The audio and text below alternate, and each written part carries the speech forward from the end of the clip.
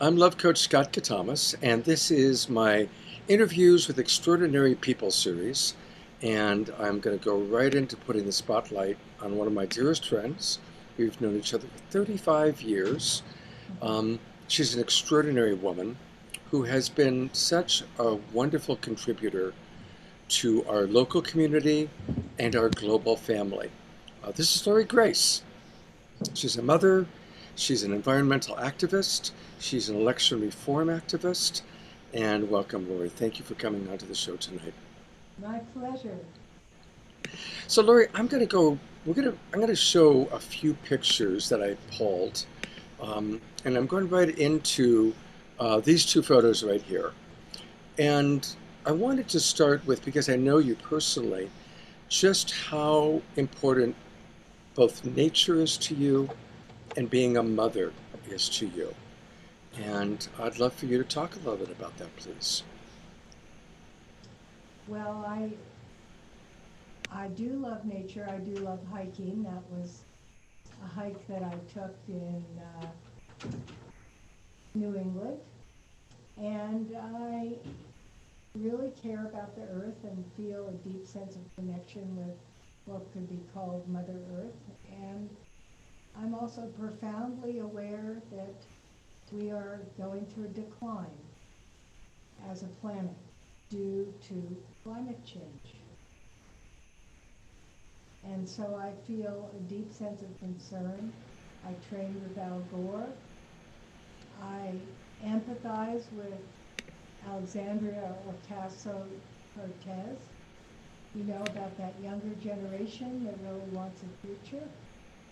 And so I remain an environmentalist, and that's why I helped start Marine Clean Energy, who has now become MCE and the first green utility in the nation that is now spread across the Bay Area. And Lori, as a mother, how does, because you are tireless in the work that you do. You work so hard. I've stayed in your home recently. I've watched you, and I've known you for all these years.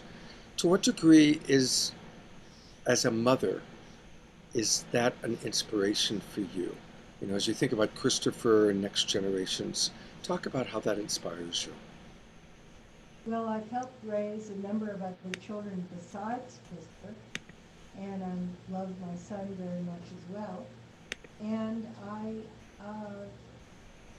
I want to see them have a real future and thrive.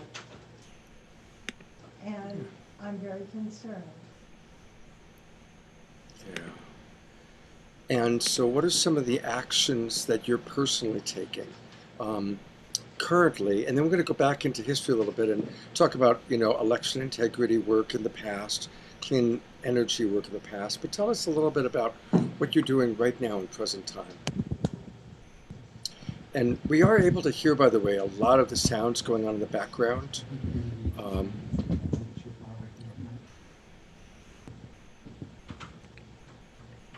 Okay, do you want to say what you wanted to say again? yeah, and that's a much better, that microphone is much better for sure. Oh, very good. Okay. Yeah, so before we kind of go back to your history a little bit, what are you currently most focused on? What is most important to you at this time in your life? Well, right now, because I really care about our planet and I care about the United States, I'm really wanting to have an election that isn't stolen, that isn't rigged, that is a true expression of American people. And I'm concerned about our, in our upcoming election, about votes being manipulated electronically. And I'm also very concerned that President Trump, is already referring to our having a rigged election in November, to which he will not concede if he loses.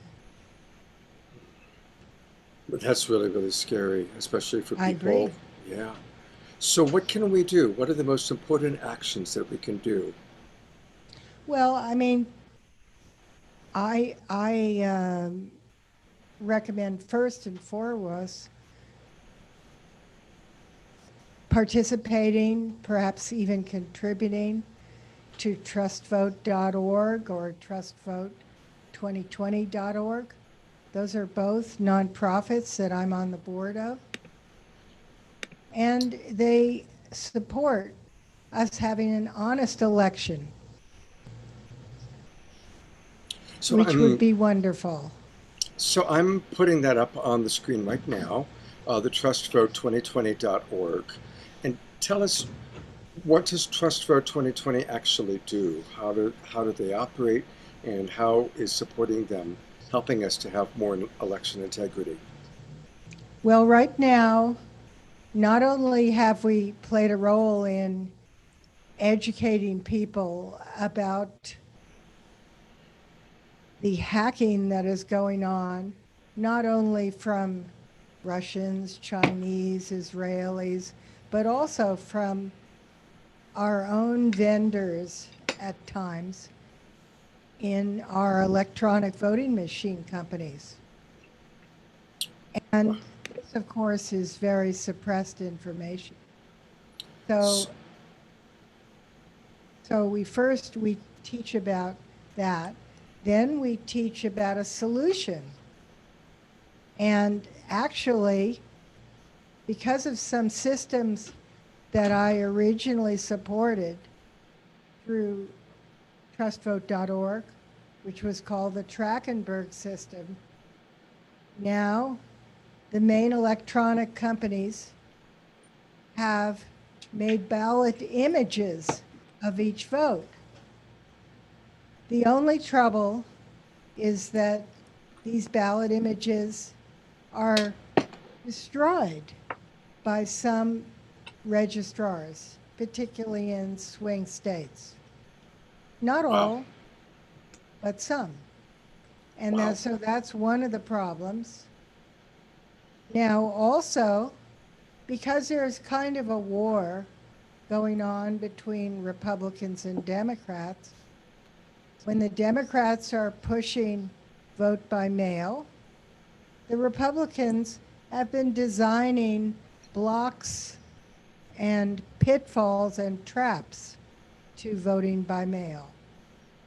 So we are also educating people state by state how to avoid these traps. And that is on trustvote.org. Mhm. So we may have more paper ballots, especially due to COVID-19. Hopefully, we may have less online rigging, but we have, in some cases, vote by mail ballots, although Trump and McConnell are actively opposing this. But we will do the best we can in educating people if they are lucky enough to get a mail in ballot, how to vote with it, whatever state they may be in. And we're emphasizing swing states. And so when people support Trust Vote, and I know that we just our Saturday Night Live, the Global Peace Tribe, donated $1,000 to Trust Vote. Wow. Um, yeah, where does that money go? Like you said, educating people about how hacking happens, and then helping to change that. Tell us more so that we can hopefully get more people contributing. Well, we're going to be showing the film Kill Chain, which actually goes into the hacking that has been occurred, even has interviews with people who've been stopping, for instance, Russian hacking. It's presented with, a face that has been obscured or even a voice, but it all was filmed in Eastern Europe. So that's one thing. And if we have paper ballots, it's much harder to hack. In 2016, we saw in a number of swing states modems on tabulators where votes could be changed electronically. And the reason that electronic voting machine companies said that they put the modems in was so that they could collect the votes from rural counties without, uh, just effectively, but at the same time, somebody from the same state or even another one could interfere with it, much like when you call on your cell phone, you can call another state. You can interfere. So that's why mail in ballots are very important, not just because of what the Democrats say, which is we'll get more people to vote and avoid voter suppression, which may help in some degrees, but also because electronically a mail in ballot cannot be destroyed, like it is when you're using a regular electronic voting machine.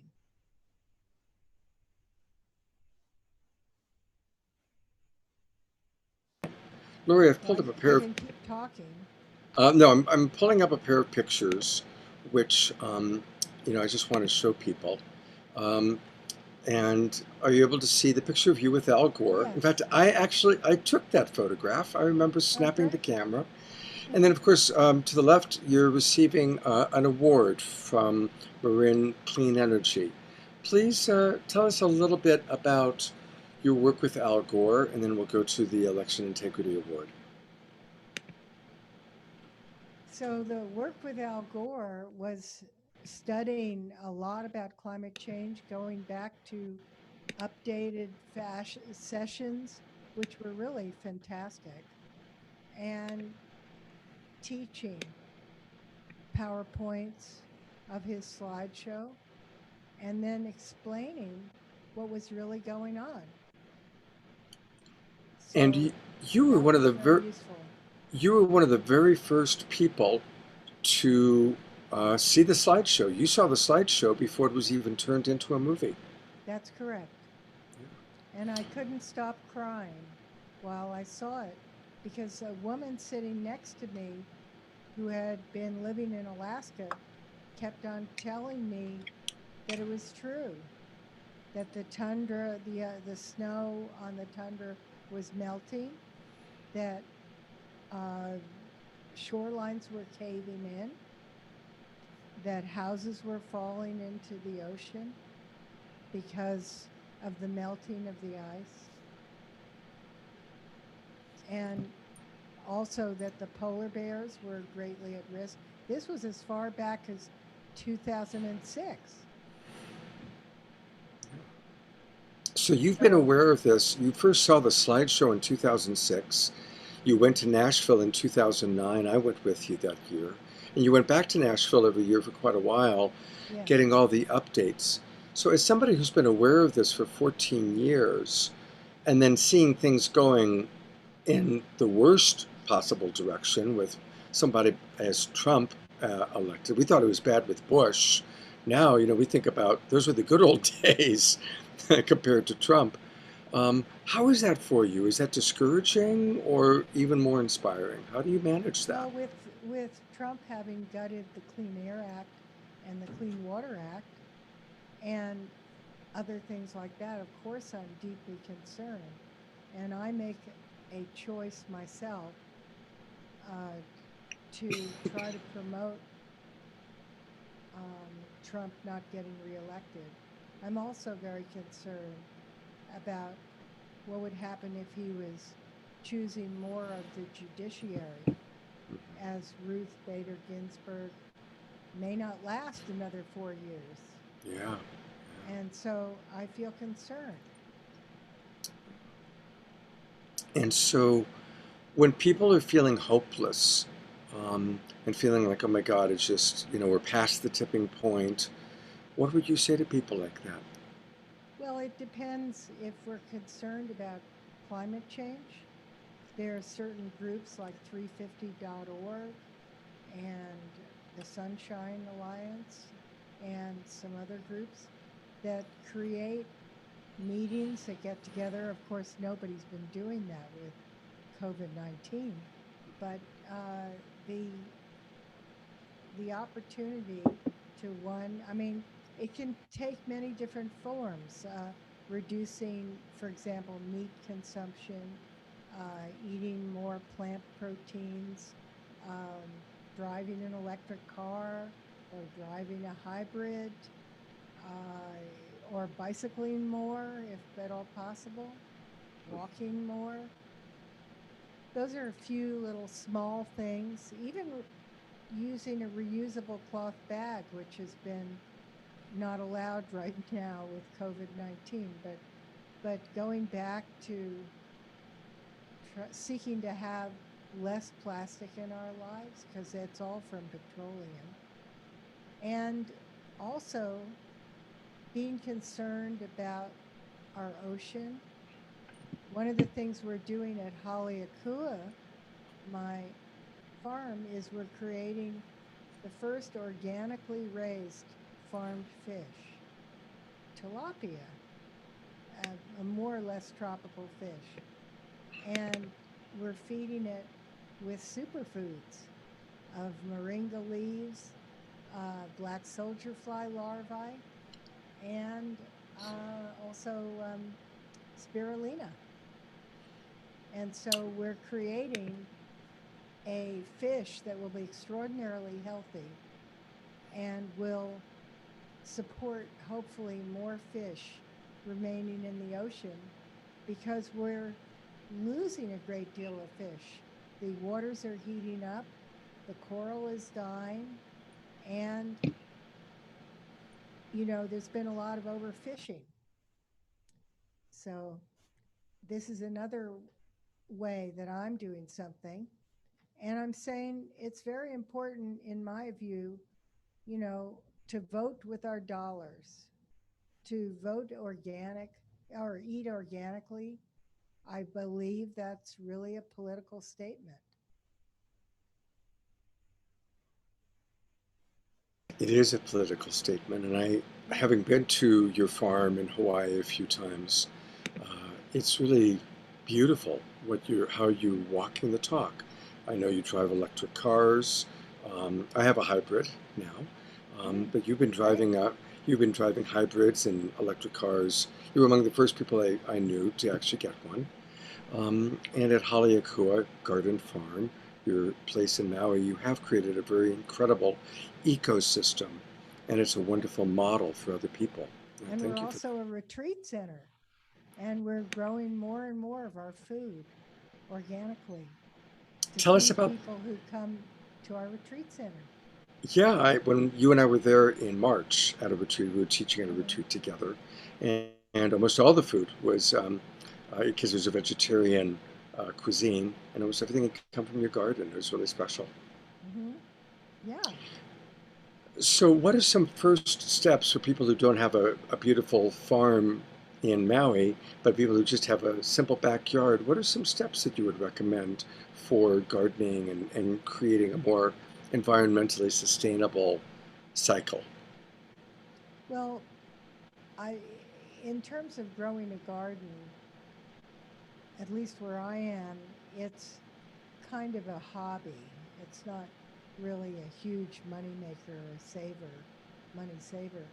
Um, but choosing to buy organic whenever possible, supporting our local farms, going to a farmer's market, asking people, are you basically organically managed or do you grow organically? Because not everybody can afford an organic to buy, well, to run an organic farm. So Hmm. you can always ask people, are you using pesticides or fungicides? or are you not? Yeah, so again, that's where we combine being environmentally. Your microphone is great, by the way. We can hear you just fine. Mm-hmm. Mm-hmm. Um, that's where you're combining environmental interests and sustainability with the politics of how we spend our dollars, and really asking for Mm-hmm. organic food and asking, what the background is on it. Yeah, So you can get around the organic certification yeah. by asking the right questions at the farmer's market. So what are and again the questions would be just for people to. Are you raising these food with the use of pesticides and herbicides? Are you using nitrates, chemical nitrates in your food? Mhm. Because that's a fertilizer that kind of exhausts the soil.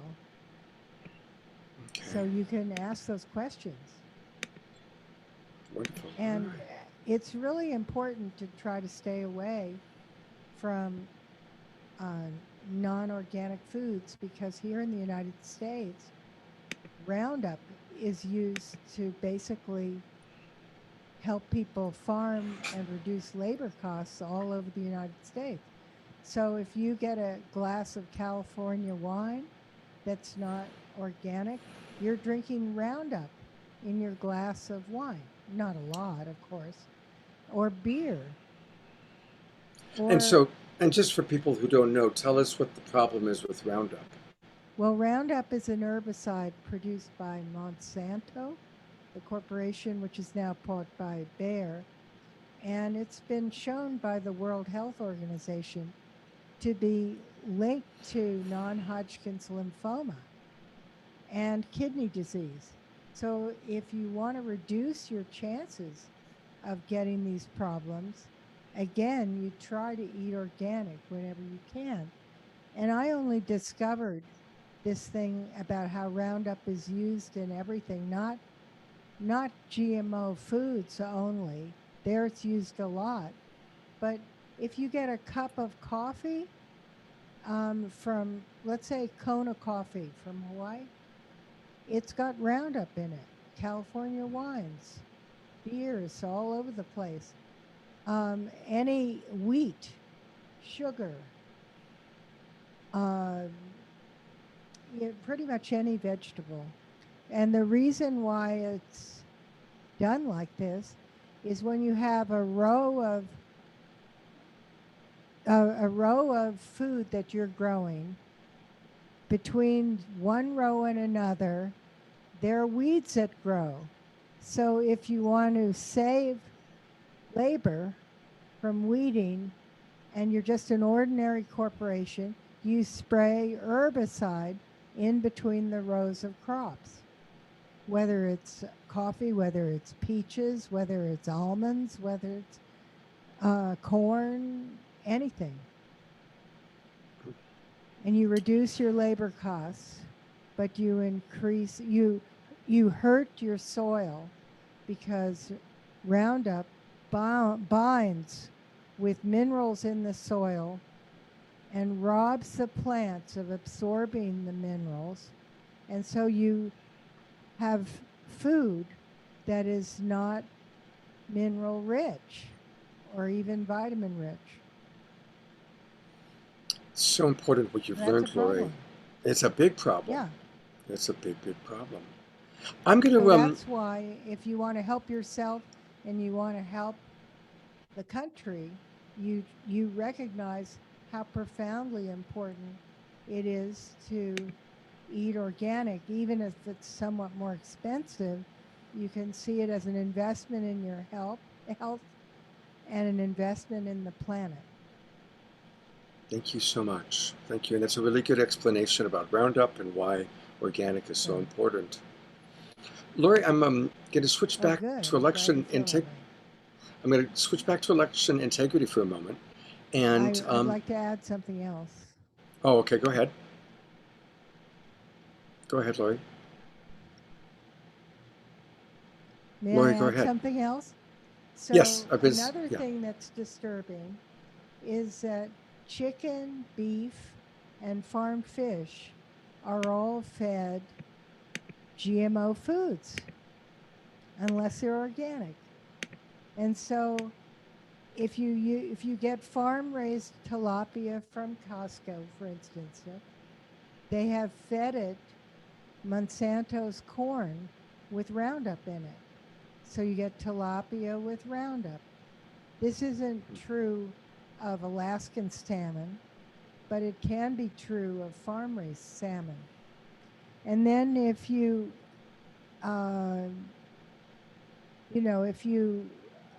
buy regular beef that's not pasture raised or chicken, you're eating beef that has been consuming GMO foods. That's same for pork as well, and chicken very much so.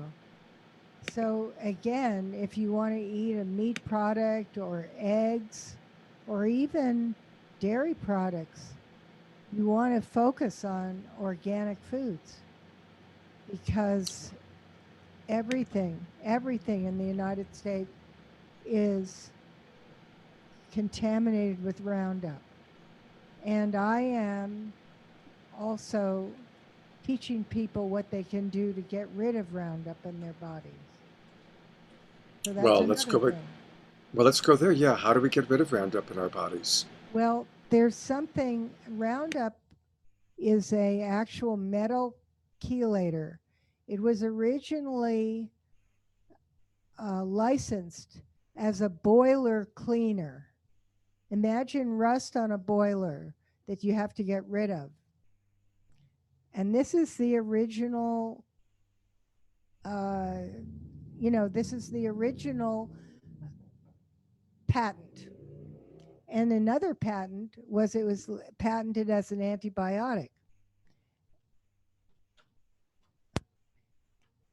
So I do hear an echo most of the time when I'm talking in this show. I don't know if I should be saying that.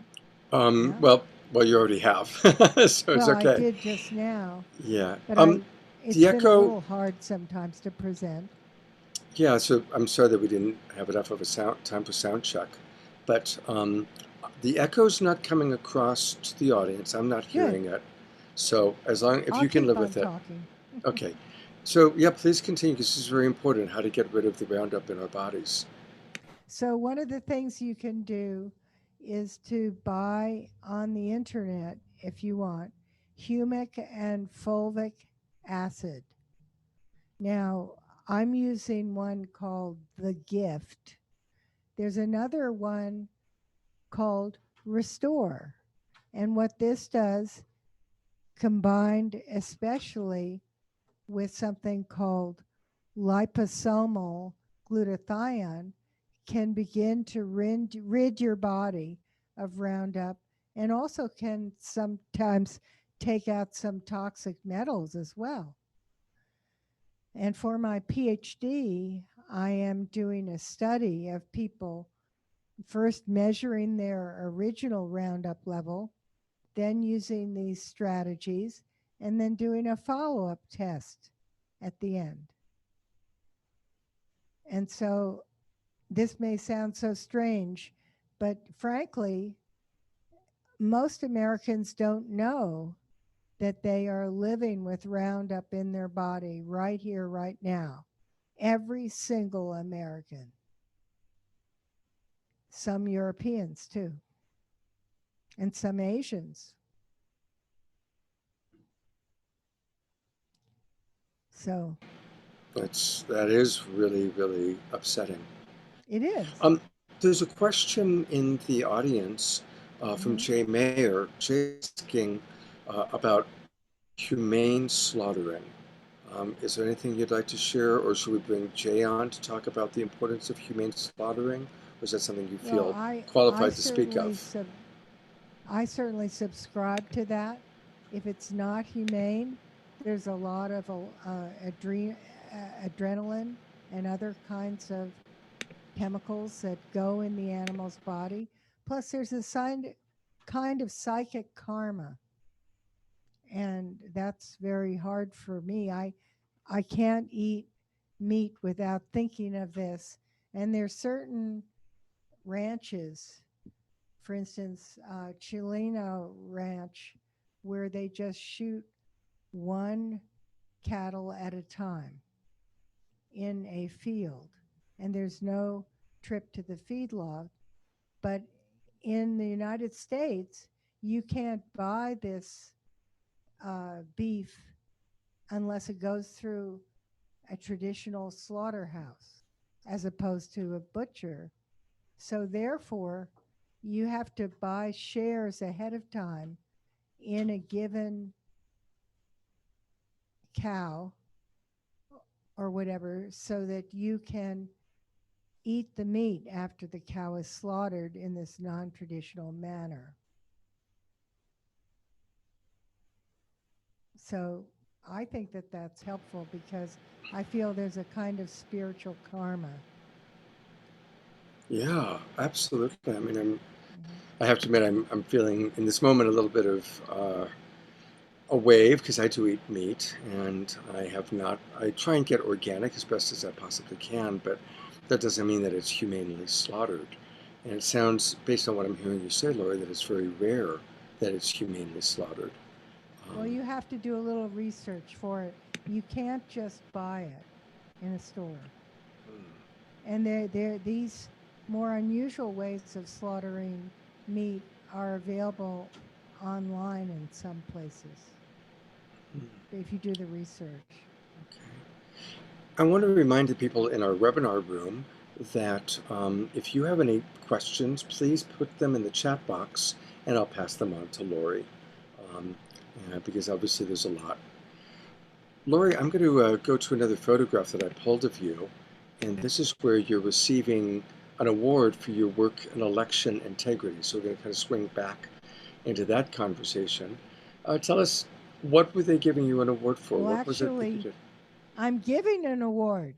Oh, you're giving an I'm award in that giving picture. I'm giving an award to Carolyn Cernich, who was the first registrar to take a very serious view at election integrity in the United States. And I was giving her an award for her outstanding work. And she was from California's very own Humboldt County.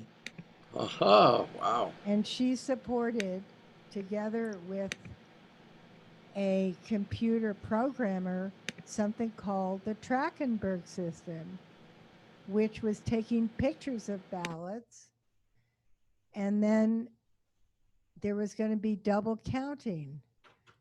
Um, Hart Civic still counts Humboldt County's votes, and then a version of the Trachenberg system counts all the images of the votes.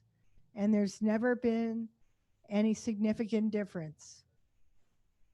And so other companies learned about this and decided that integrity was a good selling tool, a good marketing tool, and designed systems that take pictures of our ballots.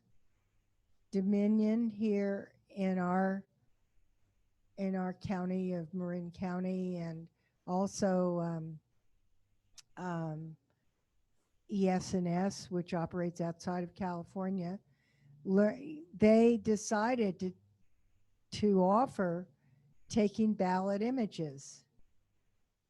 But the only trouble is that in some places where they'd like to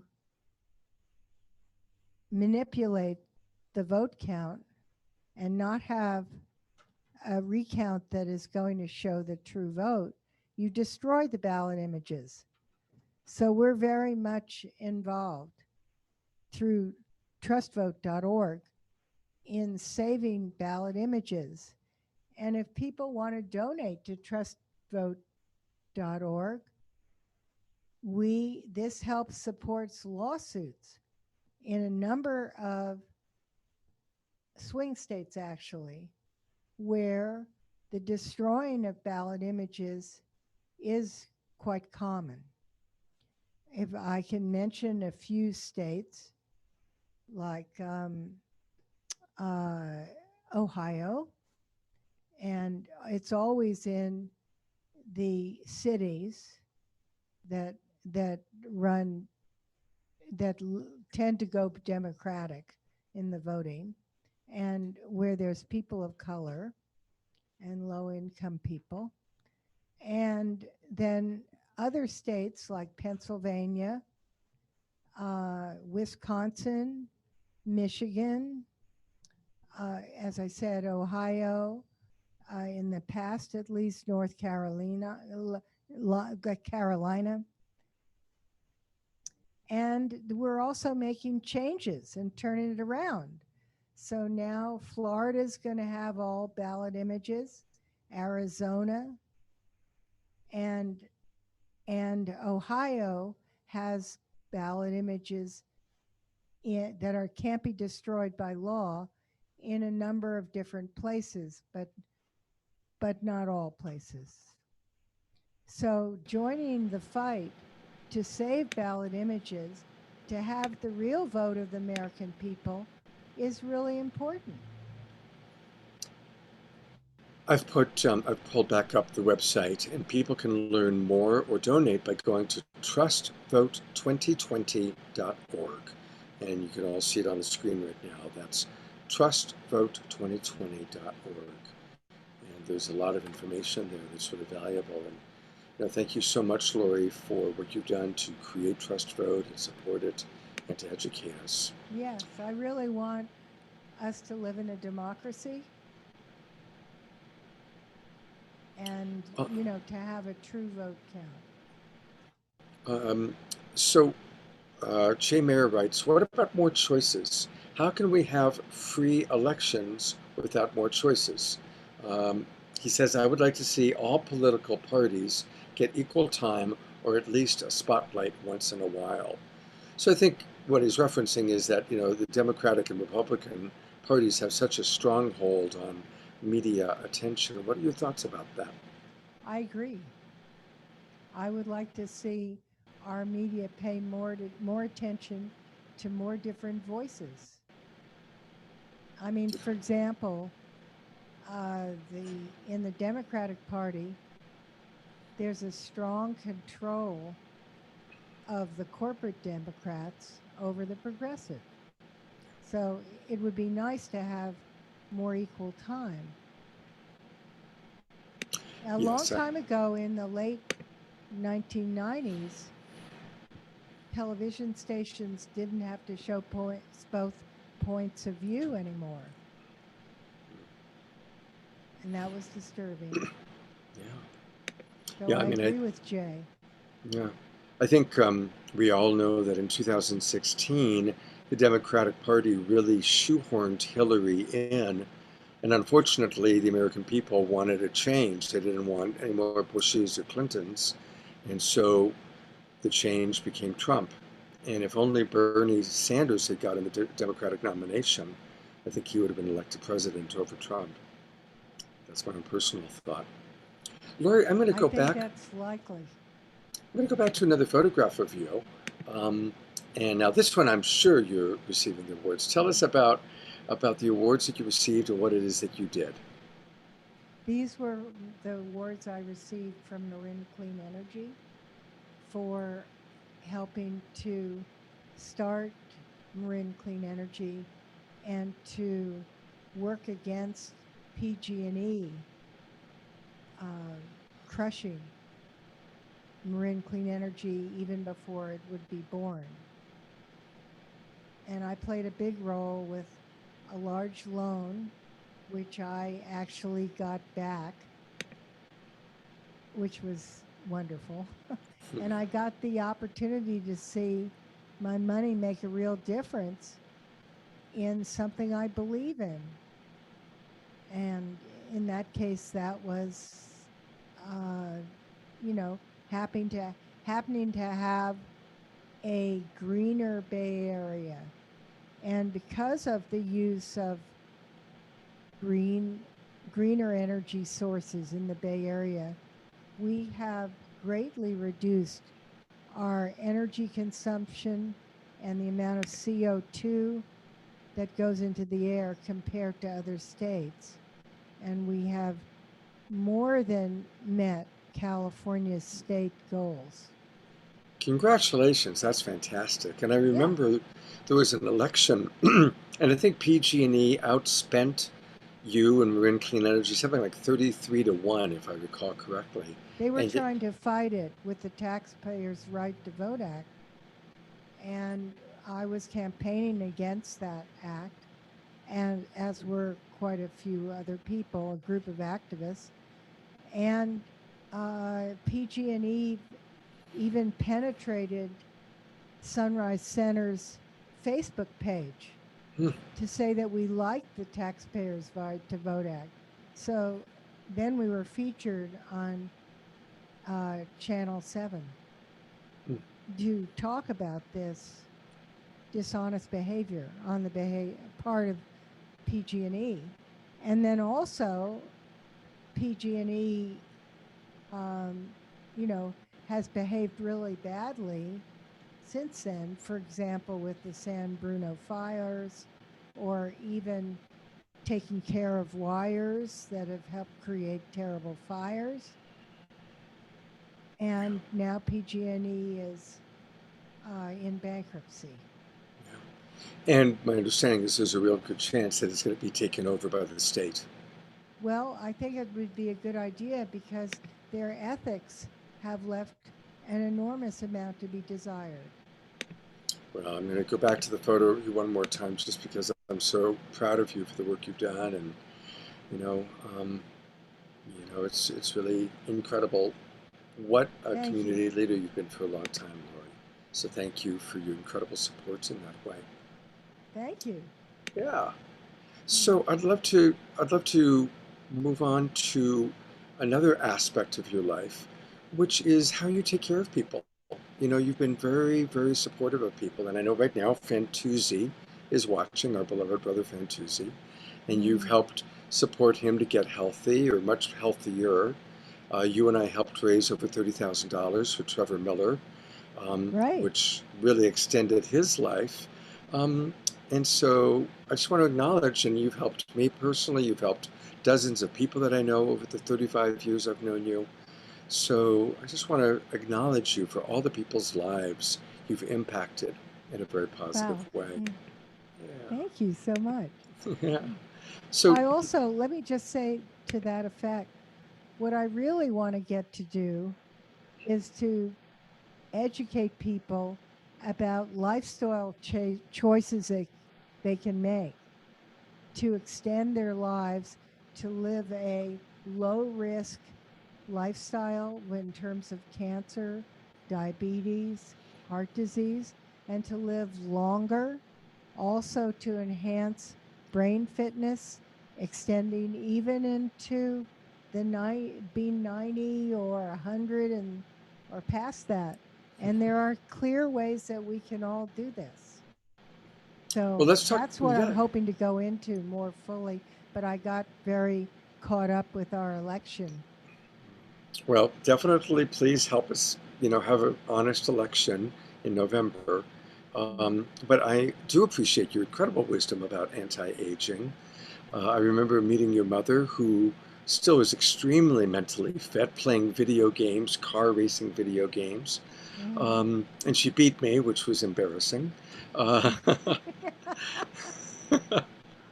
Wow. but your commitment to strong anti-aging is really powerful. So, what are some simple steps that you recommend to any of us that are, say, over the age of 50, like over 50, over 60? What should we be doing? Well, one of the things is to reduce your intake of carbs, especially in the form of starches and sugars, and eat more natural foods, more fruits and vegetables, a lot of vegetables. And then I already talked about the eating organic. And then other things include really getting regular exercise, not only where you actually exercise your excuse me, your heart muscle by by either walking very fast periodically and then slowing down. It's called interval training. Or also taking omega-3 fatty acids in the form, I take it in algae oil, but some people use fish oil. And that helps our joints to be in good shape. But I also do working out with weights and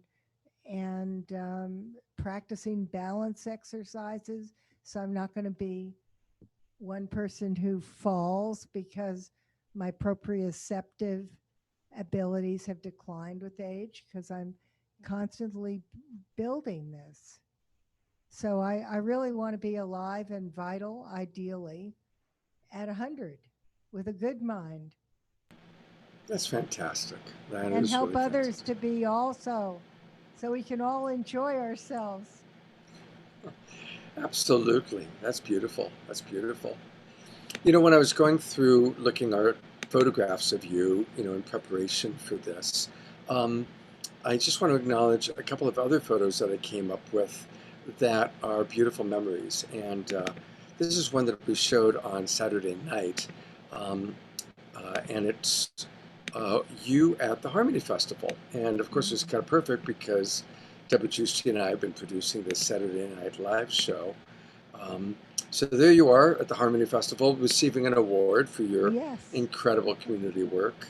Any memories that come to mind for you when you look at this picture or think about Harmony Festival?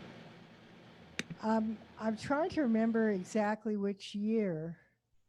I remember that I had already created, together with others, Marin Clean Energy, and I think I was being given an award by the Harmony Festival. I mean, I know I was. And so that was part of it.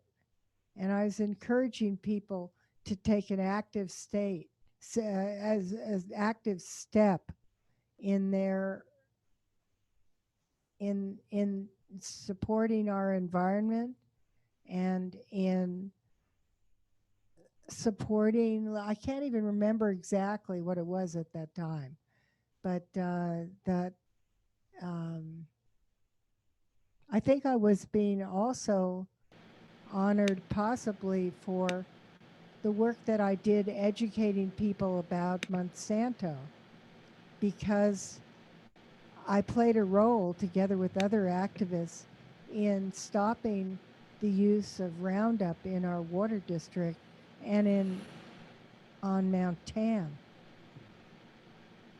here in It, Marin County. it just A goes to really show. important thing.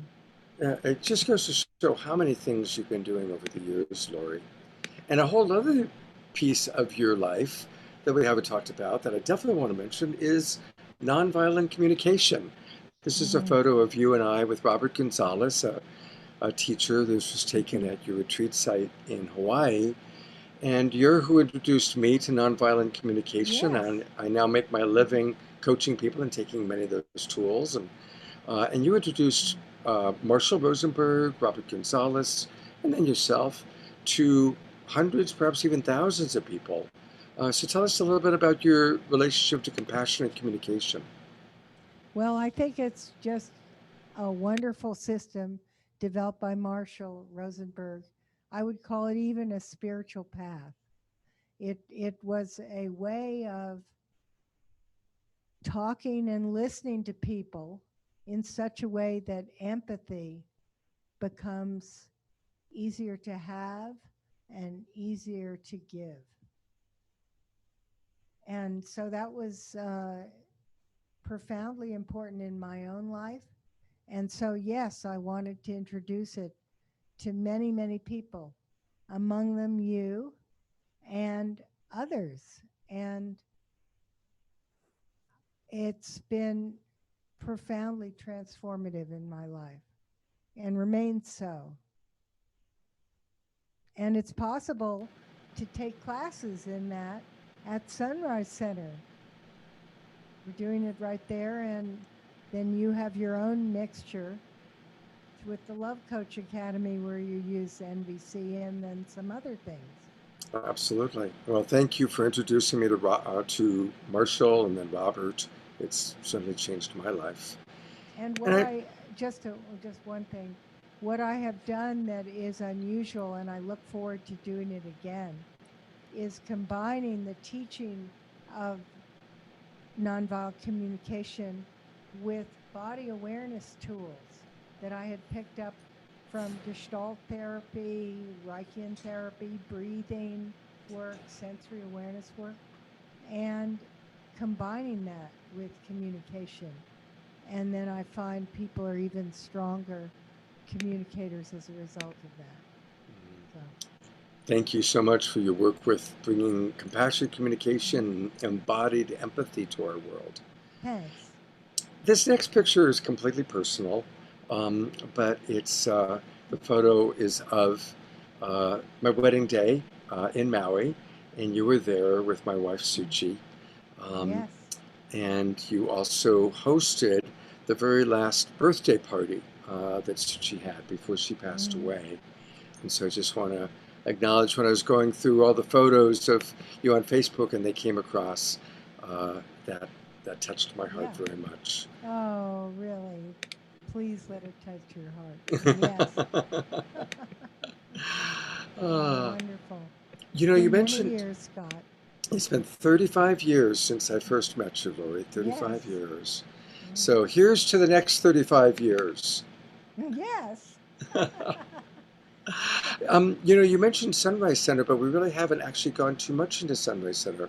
Hmm. Tell me a little bit more about Sunrise Center, Well, and of course, it's a tell people. nonprofit educational organization located in Corte Madera, California. And we run programs and classes, and we let people rent our facility. And now we're exploring setting up a studio for more online communication and education as well. So it's an opportunity for people who want to teach a class here or who want to film themselves presenting something. And Sunrise Center also leases Haleakua Garden Farm in Maui and helps other people do retreats there as well as we do some ourselves. So Sunrise Center spans the Pacific. So it's great. And I encourage people to get on the Sunrise Center mailing list. I think you just go to info@sunrisecenter.org.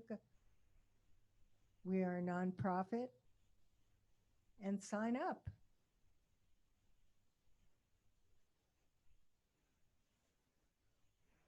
So I'm hoping when I put pauses in my sentences that seems okay.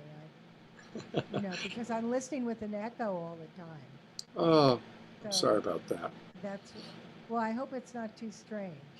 No, you've done great, Lori. You've Really? done great. All Yeah, right. absolutely. Uh-huh. Well, just a couple last things. I'm going to go Yeah. back to the screen and show trustvote.org one more time.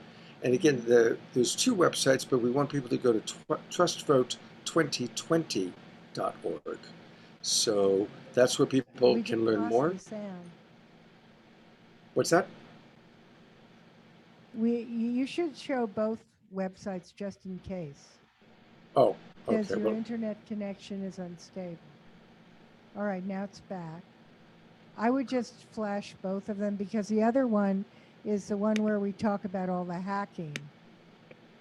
They're it was going both to, good. it's going to take me a moment to bring that up. Um, so tell us a little bit about the The difference one you between. just saw is designed for the general public where we don't want to alarm people too much. The other one is more intense but gives a lot of important information. Okay, so I'm going And to they go to. both can and donations to either site go to the same source. All right, so this is the one that has more detailed information. It's trustvote.org. and that's where people can learn a lot Somehow the more. pictures are missing. Well, if I pull it, if I, So Scott, it's not showing up in fully. Oh, there. This they're is a coming. little better. It's just taking time for it to load, Lori. Just taking time for it to load. Um, Oh, okay. yeah, we're using up a lot of bandwidth right now to present this or present you, but there are the pictures and there's what's So this is happening. a bit more challenging information, but information that someone who really cares about this topic would want to learn. And if Yeah, you so, scroll down a little bit, you see Kill Chain, right. home box office, and that is a very, very, very powerful film ab- about hacking. And we can actually see that by And going if you to, see, and we can see that if we go to trustvote.org and you we can click, actually click on it, I and believe. okay, well, that's good to know. Yes, and I think it's still operating, and we're going to send it out to Sunrise Center too and have a discussion probably in late June Wonderful. about it. But it's very, very powerful. Mm, beautiful. Well, thank you, Not Laurie, for, everybody's prepared for this challenging information. So we yeah, have two websites. thank you for doing that. Well, one last thing we're going to show, just to let people Mhm. know, at 7:30 tonight, uh, let's take 20 minutes to digest everything Laurie's told us. Go to trustvote.org, learn more. And then at 7:30, we're going to come back. Love Coach Academy presents Fantuzzi. And he'll be playing music and sharing some poetry and his Fantuzzi-isms. It is Fan Tuesday. Every Fan Tuesday. Tuesday is when we have Fantuzzi. So looking forward to that. And Laurie, I just want to say thank you again so much for your incredible commitment to our local community, to our world, to being an inspiration for us. We love you very Yay! much, Laurie. Thank you so Thank much. you. And thank you, Scott. I love you. All right, take care. Mhm. Um, Okay. bye bye, everyone.